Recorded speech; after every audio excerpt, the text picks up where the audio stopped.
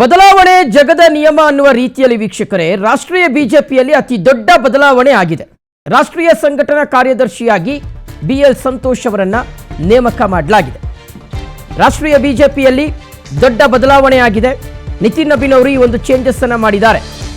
ರಾಷ್ಟ್ರೀಯ ಸಂಘಟನಾ ಕಾರ್ಯದರ್ಶಿಯಾಗಿ ಬಿಎಲ್ ಸಂತೋಷ್ ಅವರು ನೇಮಕವಾಗಿದ್ದಾರೆ. ಅದರ ಜೊತೆಗೆ ರಾಷ್ಟ್ರೀಯ ಪ್ರಧಾನ ಕಾರ್ಯದರ್ಶಿಯಾಗಿ ಸ್ಮೃತಿ ಇರಾನಿ, ಸತೀಶ್ ಪೂನಿಯಾ ಸೇರಿದಂತೆ ಒಟ್ಟು 10 ಉಪಾಧ್ಯಕ್ಷರನ್ನ ಘೋಷಣೆ ಮಾಡಿದ್ದಾರೆ ಬಿಜೆಪಿ ರಾಷ್ಟ್ರಾಧ್ಯಕ್ಷ ನಿತಿನ್ ನಬೀನ್ ಅವರು.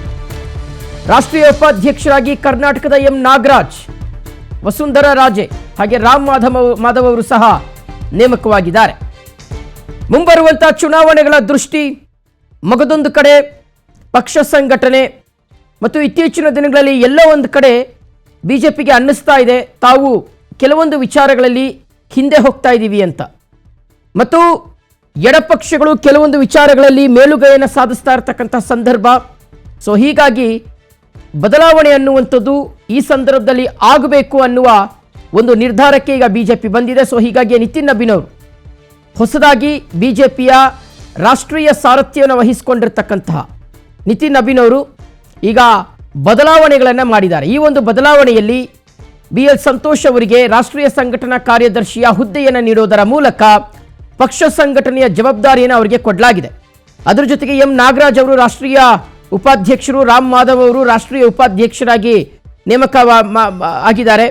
ಮಗದೊಂದು ಕಡೆ ವಸುಂಧರಾ ರಾಜೆ ಅವರು ಮಾಜಿ ಸಿಎಂ, ಅವರು ಸಹ ಬಿಜೆಪಿಯಲ್ಲಿ ಅವಕಾಶವನ್ನು ಪಡೆದುಕೊಳ್ಳೋದರ ಮೂಲಕ, ಮತ್ತು ಸ್ಮೃತಿ ಇರಾನಿ ಅವರು ಮಾಜಿ ಕೇಂದ್ರ ಸಚಿವೆ.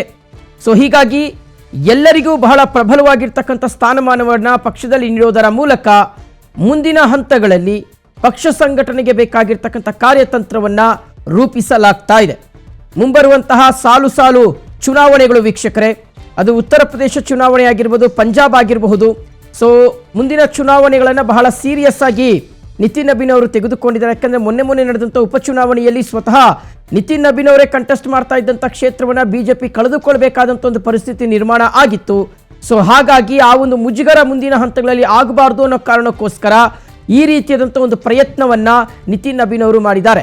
ಮತ್ತು ನಿತಿನ್ ನಬೀನ್ ಅವರ ಮೇಲೆ ಸಾಕಷ್ಟು ವಿಶ್ವಾಸ ಇದೆ ಬಿಜೆಪಿ ನಾಯಕರುಗಳಿಗೆ.